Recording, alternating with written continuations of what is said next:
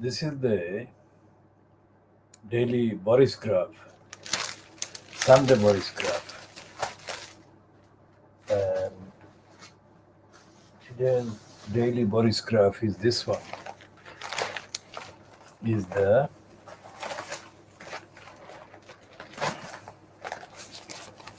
It's a complete, absolutely false headline and misleading headline.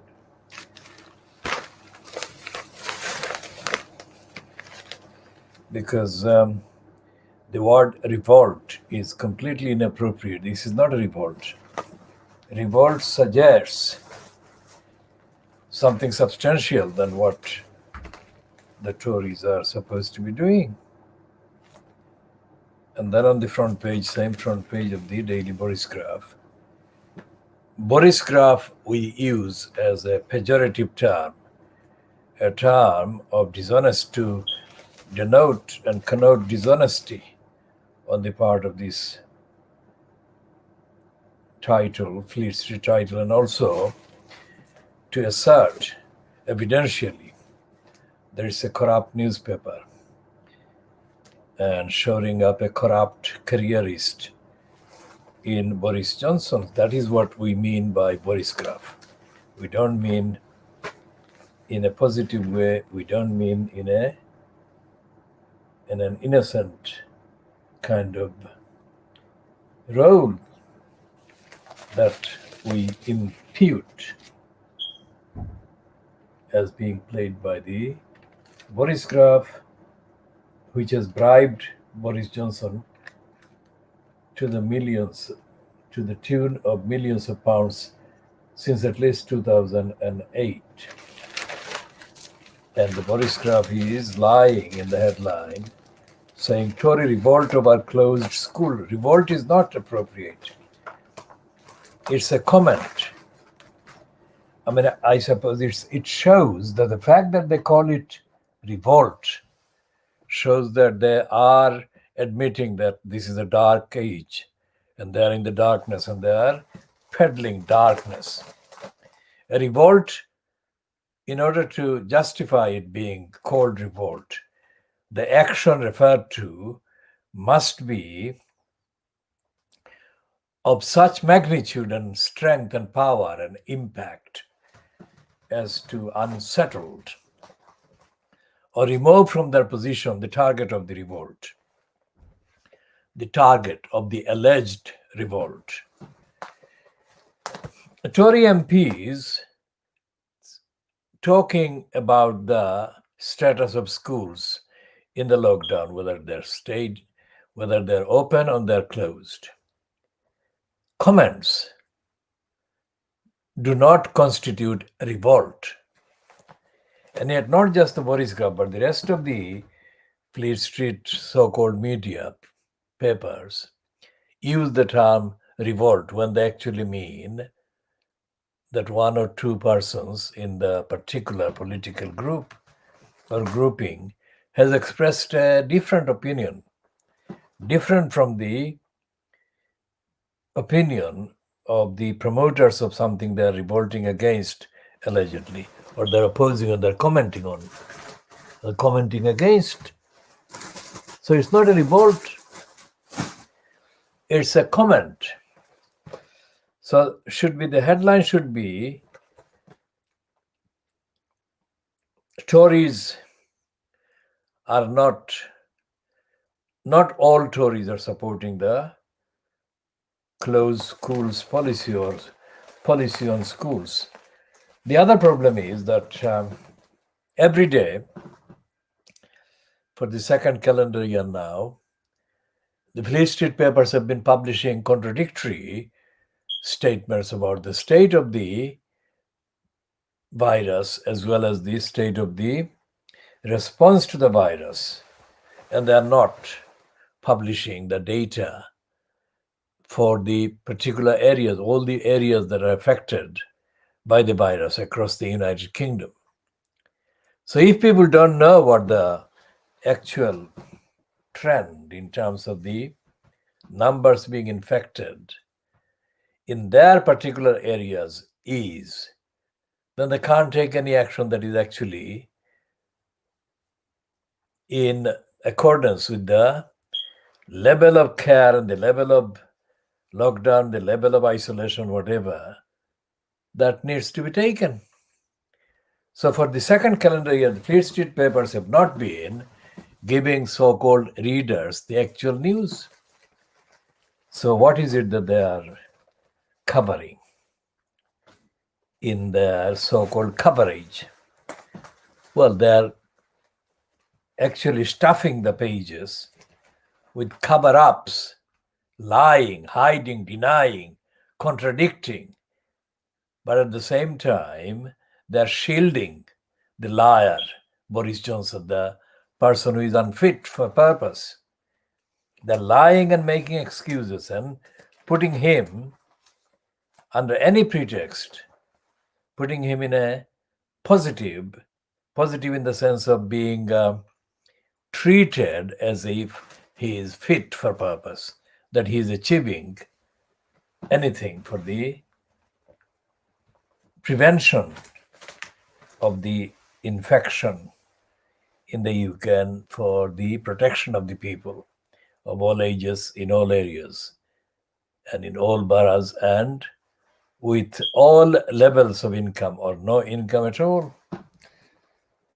So it's not revolt. Revolt is not appropriate because any number of MPs, 10 or 20 conservative MPs, making a statement about the particular status of the schools in the lockdown is a very small number of MPs that the Tories have in the House of Commons. So that's a wrong word, revolt, we have said before, and it's a wrong concept and false, misleading, dishonest of the Daily Boris Graph. As I said, whose owners have actually bribed Boris Johnson to the tunes of millions of pounds they have given him under any pretext. And the main pretext they have used has been a column, so-called, that Boris Johnson has apparently written. Absolutely untruthful, because it cannot be justifiably said that Boris Johnson wrote books, let alone one book, and the columns are allegedly linked with the books that he allegedly has written, especially by exploiting the vulnerability of the gullibles who are vulnerable to kind of promote anyone or support anyone or back anyone who has no shame in linking themselves with the recorded image of the patriotic Winston Churchill. Nothing Johnson has written or nothing that has been published by the Boris Graph under the so-called byline of Boris Johnson in the last, more than 10 years has actually had any significant substance to it. In fact, some of the most notorious opinions contained in those so-called articles that were signed by Boris Johnson have none of those articles has had any impact at all, except a number of those which have contained brazen racism and brazen anti-Muslim incitement to hatred. And Johnson has not been held to account for this racism. He has not been prosecuted for making racist comments. And the ideas of the people who have opposed him. The ideas of the people who have opposed him and are continuing to oppose him have never been recognized by the Boris Graph or Daily Boris Graph, or the husband of the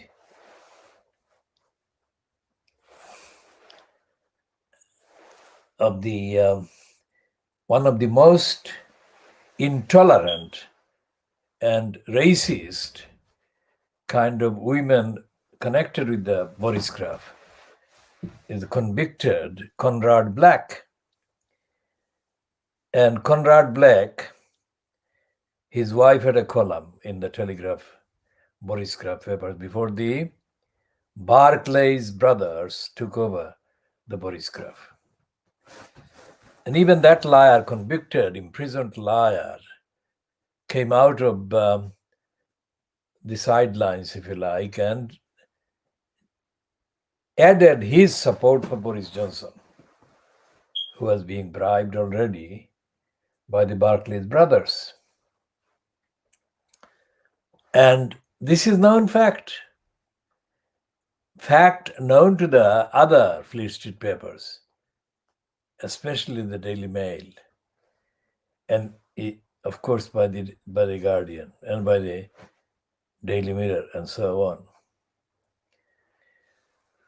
So without having an independent, moral, ethical kind of narrative and agenda and purpose, none of these papers could be expected to expose the lies being told by the Boris Graph and also by John Boris, who persuaded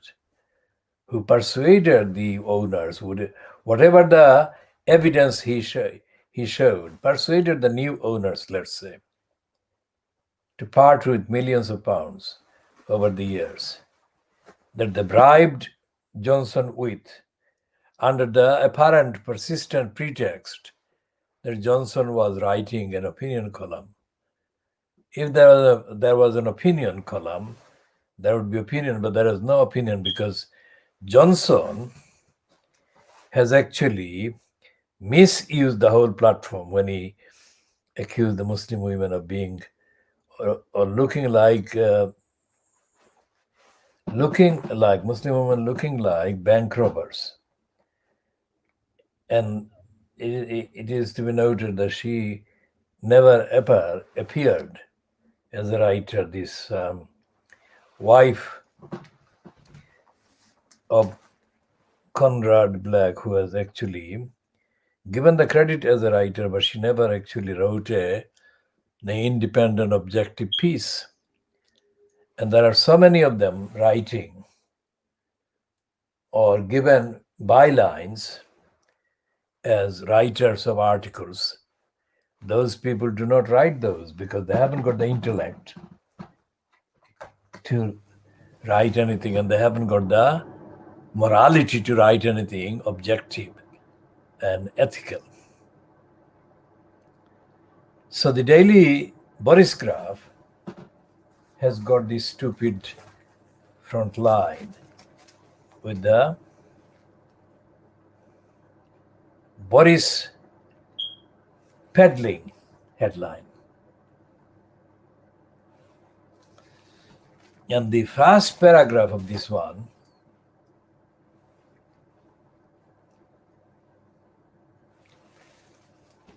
written by Gordon Rayner and Tony Diver reads, "School children have become the pandemic's forgotten victims," Tory MPs have told Boris Johnson. Now, that is not a revolt. That is not a revolt, and that is still misleading. And if the MPs, Tory MPs,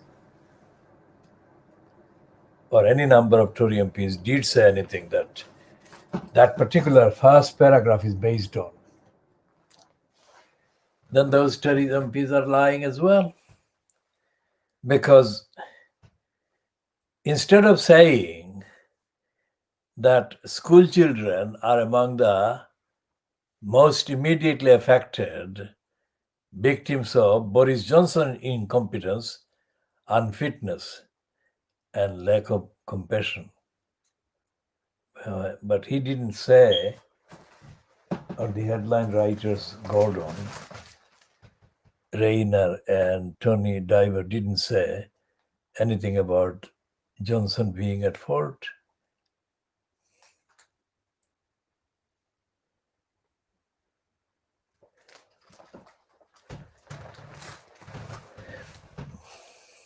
And the rate of the vaccine first dose is being claimed to be now 6,353,321, and the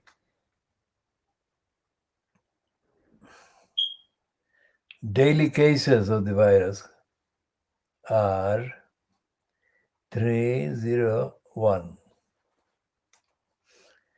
And regardless of the numbers of the people being, quote, allowed to die of the virus, they are still claiming that the lockdown needs to be